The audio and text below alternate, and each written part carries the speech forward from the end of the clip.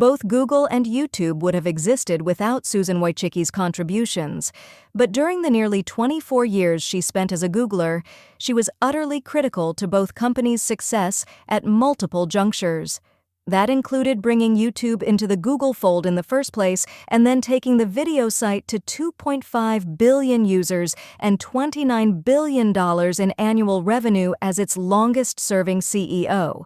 Wojcicki died on Friday at age 56, 2 years after being diagnosed with lung cancer and 18 months after stepping down as YouTube's CEO. In one of the most iconic bits of Google lore, Wojcicki, then an Intel manager, rented her garage to Google co-founders Larry Page and Sergey Brin as the startup was just spinning up in 1998. She later became its 16th employee, at first overseeing marketing and then helping to devise AdWords, the system for auctioning off text ads that turned its search engine into a phenomenally profitable business. Named Senior VP of Advertising and Commerce, she grew the advertising operation to $55 billion in revenue by 2013.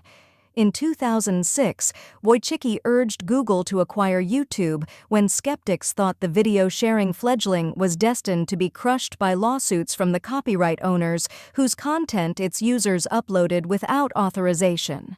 The following year, she spearheaded Google's acquisition of display advertising giant DoubleClick.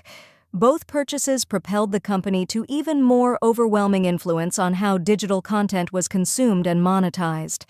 In 2014, she became YouTube's CEO, as the company was still figuring out how to help creators build real livelihoods on its platform, a process Nicole Laporte detailed at the time in a Fast Company story.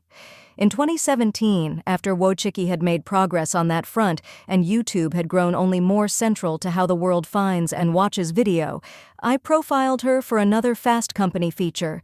The project involved multiple interviews and watching her at work in several contexts: at the Los Angeles launch of the then-new YouTube TV service, at YouTube's annual bash for advertisers in New York, and at an all-hands staff meeting at the company's campus. For someone who had accomplished so much at the highest levels of her industry, she came off as disarmingly normal and lacking in ego. At the advertiser event, she even apologized to the attendees. YouTube had recently been in the news for pairing brand ads with videos that included terrorist and white supremacist messages in a way few CEOs could have pulled off.